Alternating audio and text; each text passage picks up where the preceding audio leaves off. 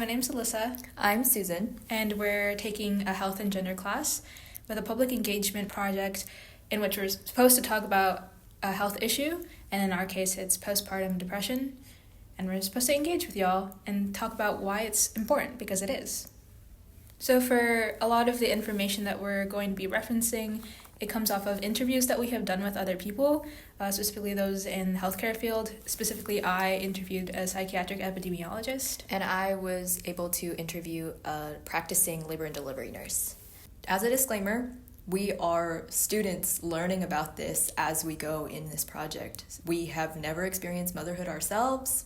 But we're, just people that in general care about these things and care about people and have empathy. So although there may be things that we don't know firsthand, this is just a way of bringing more stories out there. And getting other people to care. Yeah. Because you should care. Yes. So we wanted to just kind of do a general overview of postpartum depression. We will be referring to it as PPD or PMADS, that's perinatal mood and anxiety disorders. The difference being that PMADS goes into different categories that's broader than just depression. It goes into OCD, bipolar disorder, anxiety, all of those things, and it also encompasses more than just postpartum. It's also during pregnancy and everything else. Yes.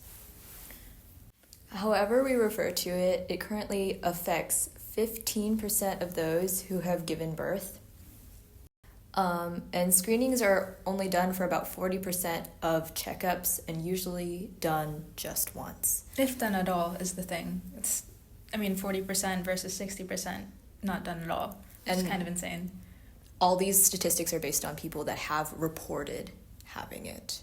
That is true. And considering that there is a stigma on it, that is probably not an exact measurement of how many people it affects. Yeah, exactly. Especially since the screening is done less on Black women, Asian women, Indigenous women, and also women on Medicare. Or Medicaid, sorry. So, as of right now, there are a few scales that are used to measure or test for PPD. So, something that's a little bit more typical in hospital care is the Edinburgh Postnatal Depression Scale. It's something that the nurse that I interviewed talked about how it's used kind of either immediately after giving birth or just like weeks after. It's something that is part of their charting.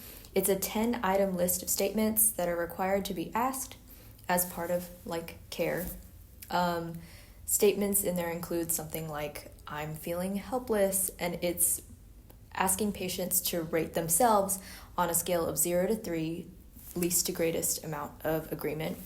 And then scores of 12 to 13 or more tell healthcare providers that that patient needs to be put on a list or just monitored for treatment for PPD.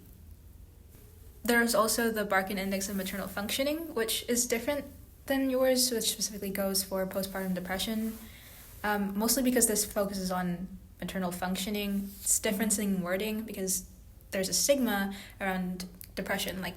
You might not go in it for a treatment specifically for depression, but you can go in for it I want to improve my maternal functioning or just my functioning in general, because there's less of a stigma in there. I just want to be a normal functioning human being. It's less of a negative connotation to it. Yeah. So, I feel like that helps broaden the scope of access and care that people can get. So it's kind of like you are a mom, but that's just part of you. But this is going to help you with that part of your life. Yeah. Exactly. It's mostly, focusing on the mother as well. Mm-hmm. Really just putting her front and center. But also making sure that it does so in a way that doesn't really stigmatize them, especially if they do have those ideas I'm a mother, I can't have depression, or I just can't have depression in general, because even if you're not a mother, that's still a thing that people look down on. Mm-hmm. So for the Barkin Index of Maternal Functioning, it's a 20-item self-report. So a woman could do this herself. The questions are fairly simple, or a clinician can help them. It's also been proven to work in all different places, not just in the US. It's like global as well, in Iran and also Turkey. It's been proven to work there as well. So you said that yours could like work 6 months after, right? Yeah, it's something that like as part of their chart. So anytime that a patient comes back and like revisits, they get tested with that. Oh, okay. Yeah. So for this one, it's like a year, but also it can extend to about 2 years. So it's like a very long-term care. Gotcha. This one is, shorter term for mine. Well, I would say that the existence of all these different screenings, I feel like the more that you do it, instead of just 40%, have like it's more than 40%, you'd have more research and more understanding of the factors that do influence women. Yeah. Like specifically like maybe race or class or geolocation, all of these things, and also like their environment, social environment. The more information, the more screening that we get, the more that we can help people. I think. Of course, yes. But also training as well, that goes into it. It's like there's a lot of scales, a lot of things that you can look into. It's not, as of what I think, I don't think there's a uniform way to be doing this right now in the US. Yeah. Which makes it really difficult. Which means that sometimes you have to go to specialists to get this care, and specialists are a thing that's really hard to come by, especially if you live in a rural area versus if you live in a city. And that also goes into race, that goes into class. It really does. Yeah. When I was interviewing the nurse, she talked about how, like, I asked about, like, is there treatment that's, like, directly related to, like, the hospital care that they can provide? And she was like, actually, what happens is, like, she gave me the scale, and she said, the scale is what tests you, like, for it, right? But then it's kind of your job to go seek help from your primary care, and from there, primary care is where they recommend you to specialists. And like you've been saying, that's not something that everybody has access to in general, primary care. But it's also, like, I get that we're very crunched on resources and also staff, but the idea of that woman has to be an advocate for herself, like the primary advocate, I think that's really hard. It is. I mean, some of these things you can't just like Google and research and be like, okay, here's things that I can have near me, because there might not be things near you, or like it's not a quick Google search away. So I mean, I know there's telehealth, but not a lot of people know about it. But that does exist. It just, I mean, do you know if you can access it is a thing?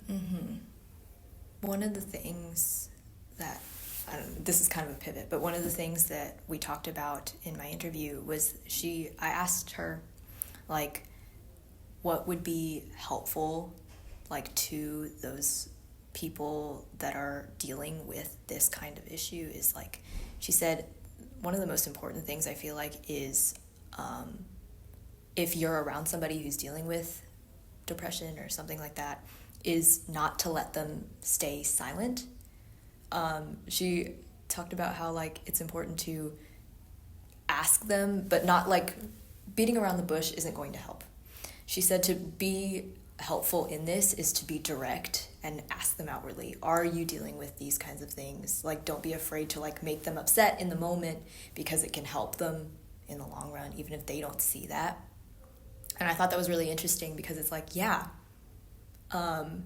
can't, obviously we're students now, so I can't imagine, like, what that's like to, like, be in that kind of headspace. But also, like, that's like a really difficult conversation to have. Like, it's gonna take a lot for people to be like, I'm gonna push this boundary.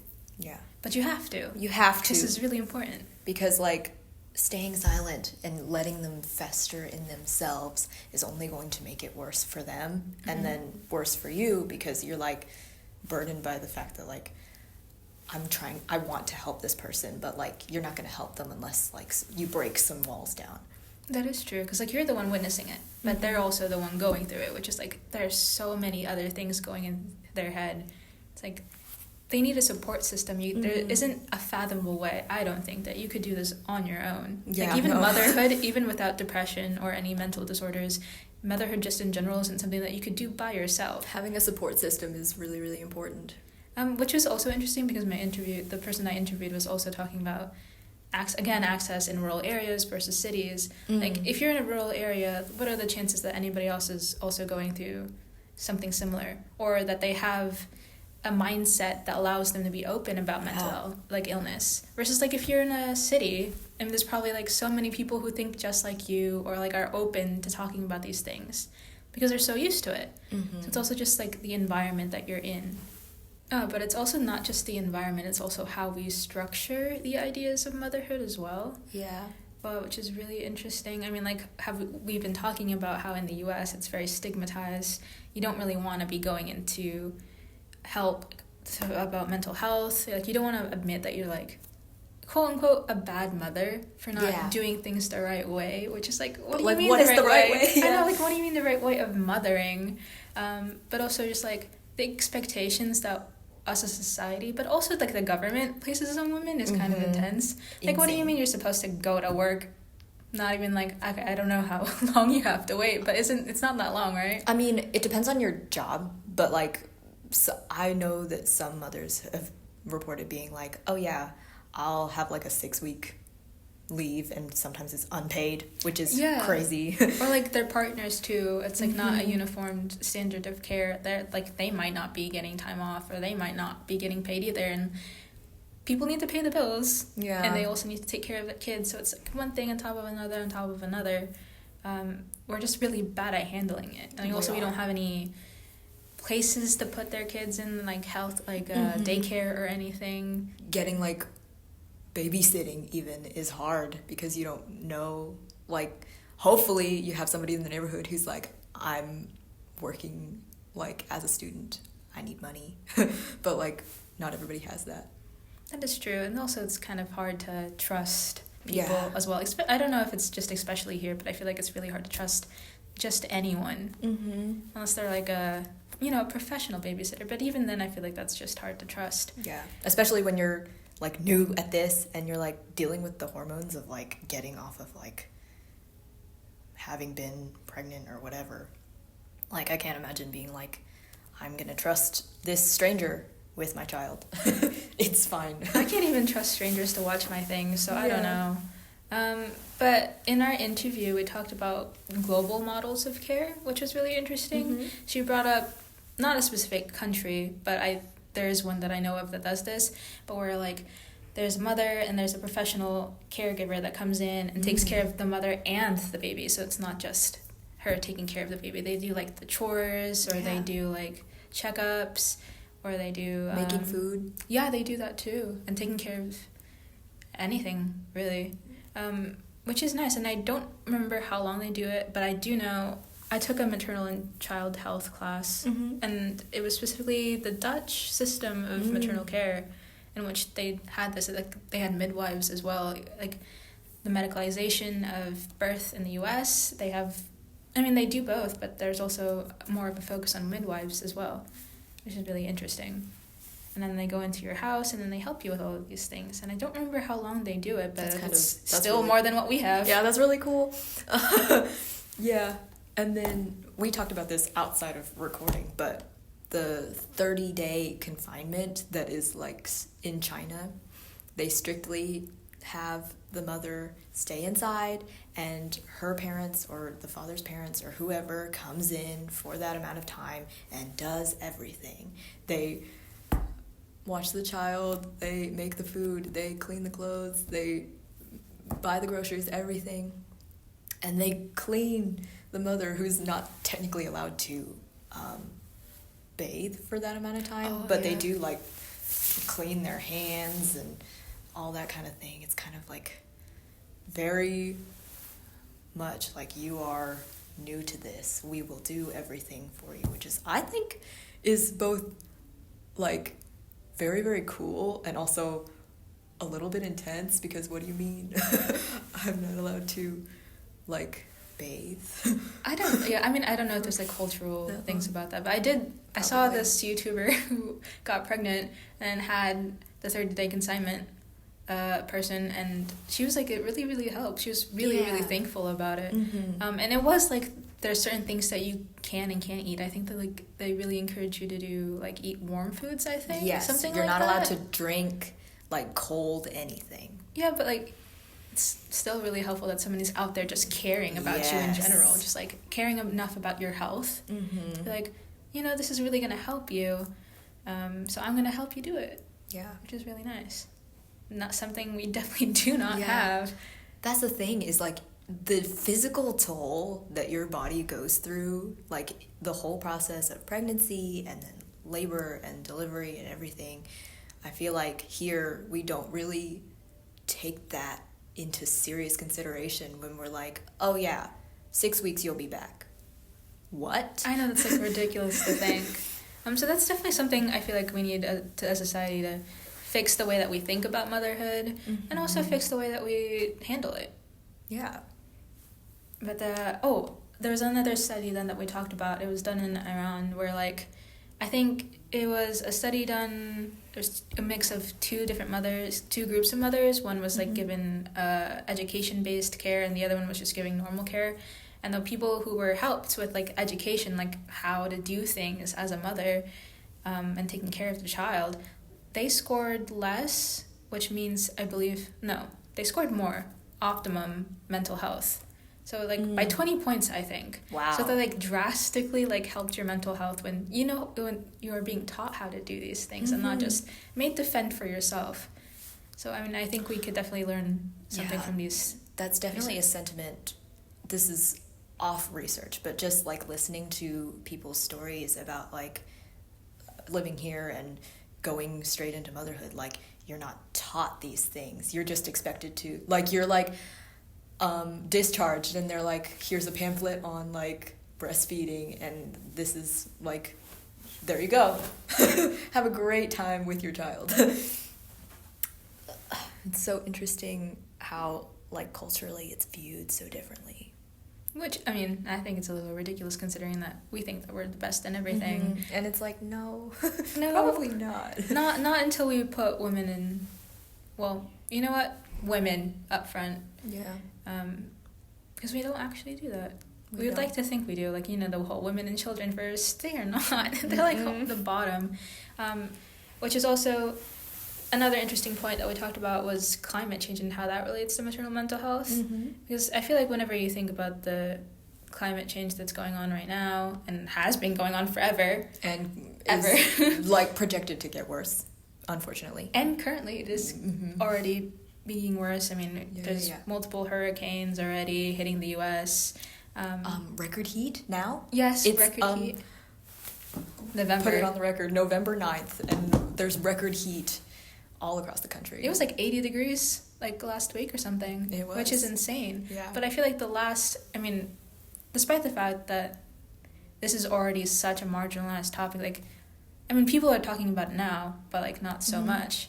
But people are even talking less about how mothers are affected in this, like women and girls are going to be disproportionately affected by this, especially in the global south, where they're already being exploited for capitalism. I mean, they're making all the things that we profit off of and use and buy, but which has harmful effects on the environment, especially them, because they're the ones having to make it. They're the ones having to really take a toll on the environment, takes a toll on their access to water, electricity, all that stuff.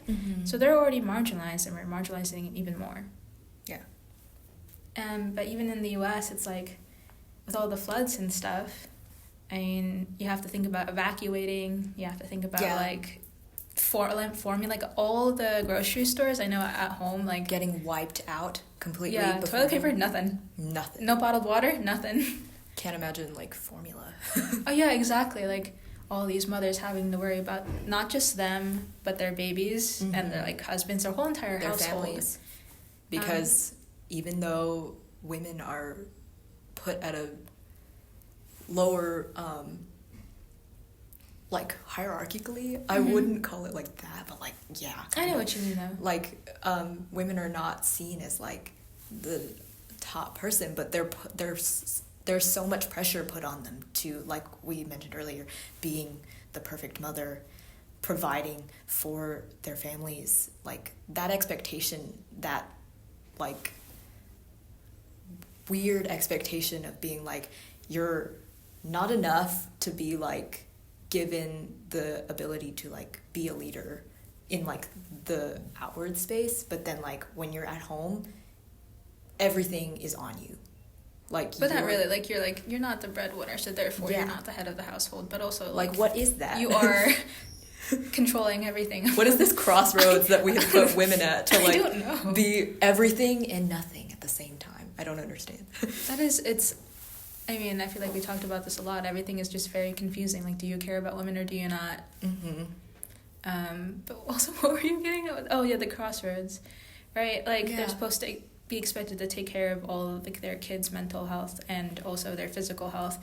Like reminders that they need to get a flu shot, or like that they need to every year that they have to go to the doctors. I mean, my mom does that. She's the one that always pushes us to go, like, you have to go to the dentist or you have to go to the doctor, your yearly checkup.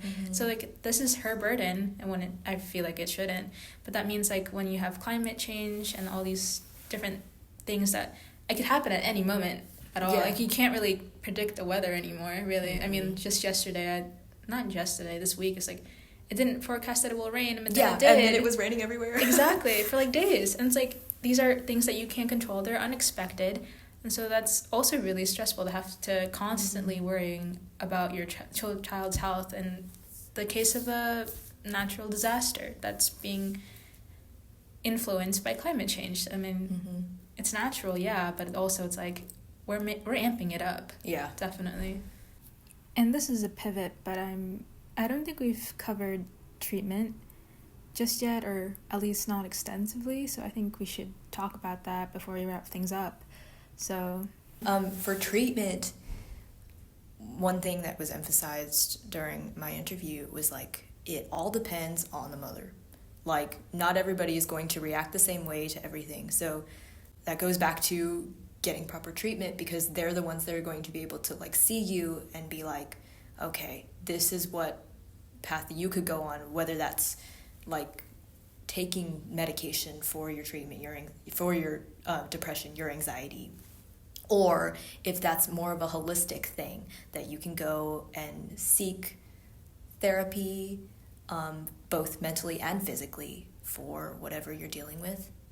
That all depends on like you and like what you're going through personally. And so having that, again, full circle, provider to help you like walk you through that, because like when you're stuck in your head, you're stuck in your head. So getting somebody to tell you like what to do is probably helpful. But it's also really hard considering like, I mean, it depends on who you're going for. Like if it's a primary care, like do you really think that I don't know how like what they're being taught and what's mandatory for them to be taught about maternal health, but also maternal care. So if you're going to your primary doctor, I mean, like, really they know things, but, I mean, what if it might be better if you had, like, a perinatal health specialist? Yeah. But, yeah, as we've said again and again, like, that's not a thing that everyone's going to have access to. It's all about, like, what you're able to get to and what they can then provide for you afterwards. Because at least in this system, that's how you do it. You're told to go to primary care, and then they're the ones that are like, okay, I can recommend you here, here, here, and connecting those dots for you. Because it's not something where we can be like, oh, this is what I need, this is who I go see. No, you have to go through like a checklist of people first, which is wild, but that's how it works here. And the person I interviewed was saying how, as far as she knows, she's not a clinician or anything. As I said, she's a psychiatric epidemiologist. She said the treatment is just drugs, therapy, or nothing at all, or just like a combination of the two. Yeah. I feel like that's just so limiting. I feel like there might be more that we can do, maybe structurally, maybe in social programs, things like that, or just like in the way that we think about motherhood. There's a lot of things that we can do that's not just drugs, therapy, or nothing at all. Yeah, we just haven't gone into it. Yeah, we offer very little, so very few things. It really is. But then I guess that's the sentiment that kind of carried through all of our research and interviews and things, is like, as much as like it is becoming less stigmatized now, it still is stigmatized. And that's why we chose to do this project, is because it is so like pushed to the wayside. Like, we need to talk about this more, because the more we talk about it, the more people are like, oh, this is something that I can do. This is something that I can become to help people. Or this is something that I suffered from, or somebody I know suffered from. Yeah, especially since, like, I was at work today. Yeah. I was talking about this project, and he was like, wait, somebody I knew went through this. Really? Yeah, I was like, my wife had our third child. And I was like, oh, okay. That's another thing. It's crazy that you can have multiple pregnancies and, like, deal with it in one and then not in another one. Yeah, it's really complicated. I mean, motherhood and pregnancy itself is really complicated. Really, really complicated. It's just so interesting. Like, it can hit you once and then not again, or it can hit you every time. In doing all of this, besides the fact that there is a stigma, but the fact that we also are talking about it more, is that we're just not uniformed enough in our treatment at all. Yeah. It's like, as we can see, there's a lot of things that we could do with it, even just within healthcare. Like, we didn't interview people who have actually gone through that, like postpartum depression or PMADS, but still, I mean, just from a clinician's point of view, or like a psychiatric epidemiologist. You got there. Thank you. Point of view, it's like we're lacking. So I think that's another reason why it's important to talk about this and also raise awareness. Yeah. Just so maybe that hopefully, I don't know how possible that is, but there is some changes that we can make nationally. Yeah. Or maybe even statewide, or maybe even locally. There's things that we can do and even as far as, like, push for. Not letting people suffer alone. Like, yeah. I mean, the statistic was like, what, 15%? Like, 15% is actually a whole lot of people. Yeah. It's like a crazy amount of people. And that's only, again, who reported it. That is true. That they had it. It's like when I talked about my coworker's wife, I was like, how was I, like, it could be anyone you know. Like, your next door neighbor. Your or like, friend, your own mom. Yeah. Maybe you and should we just even never talk about it. Yeah. I remember talking about it, maternal and child health. There was a project where I had to talk with my mom about her birthing process. Really? And there were so many things I didn't know. I was like, what do you mean these were the things that you struggled with? It's just like, that's my own mom, and we just don't talk about these things. They're just like, yeah, it's something I went through. And, like, the healthcare system was really bad. Yeah, I know, but, like, you never said, like, how bad it was. Yeah. But it's so much more common than you think. Like, if you think that you're going through it alone, you're really not. Yeah. Or if you think this isn't an issue that affects a lot of people, that's not even true. It affects people that you know or don't know, and it doesn't matter. It's just so wide scale. And that's the bottom line, folks. We need to talk about this because it's affecting more people than you can see. And because you should care just about mothers in general. Yeah. It's about time that people cared. We need to care about women. Please. Especially now. Yes. You're 100% yes. Especially now, if you get where I'm going and get where the state of the wink wink wink wink the state of this nation is going. We need to care about women. So this was just a little conglomeration of the information that we were able to get for this project, but in the description box below will be a whole list of stories and information that you can go through on your own time, as well as resources that you can access, especially if you live in the Atlanta area. So there you go. Thank you for listening.